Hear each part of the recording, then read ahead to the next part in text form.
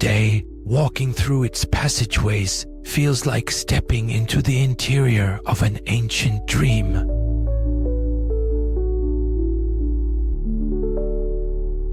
The towers are embraced by enormous spung and strangler figs, their roots sliding over the walls like stone serpents.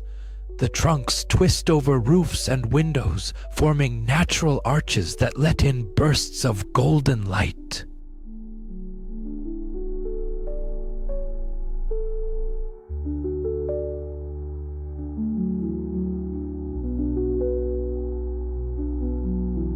Fallen blocks lie scattered in moss-covered corners among tiny ferns. The smiling devatas still remain, eroded, yes, but alive, as if accepting their fate with eternal calm. There are places where roots have split a wall in two, yet somehow keep it standing, as though nature chose to protect what it came to reclaim.